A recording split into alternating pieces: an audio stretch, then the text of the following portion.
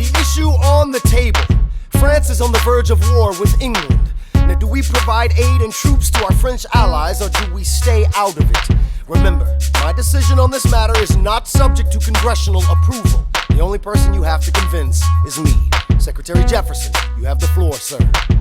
When we were on death's door, when we were needy, we made a promise, we signed a treaty. We needed money and guns and half a chance. Who provided those funds? France. In return, they didn't ask for land. Only a promise that we'd lend a hand and stand with them if they fought against oppressors. And revolution is messy, but now is the time to stand. Stand with our brothers as they fight against tyranny. I know that Alexander Hamilton is here and he would rather not have this debate. I'll remind you that he is not Secretary of State. He knows nothing of loyalty.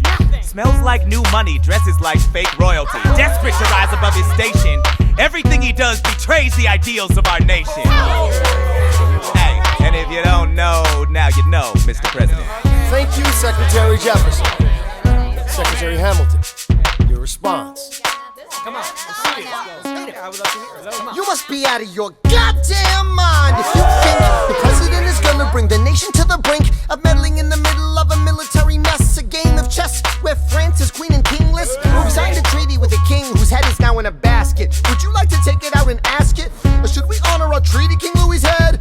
Do whatever you want. I'm super dead. Enough. Hamilton is right. Mr. President. We're too fragile to start another fight. But, sir, do we not fight for freedom? Sure, when the French figure out who's gonna lead them. The people are leading. The people are rioting. There's a difference. Frankly, it's a little disquieting. You would let your ideals blind you to reality. Hamilton, sir, draft a statement of neutrality.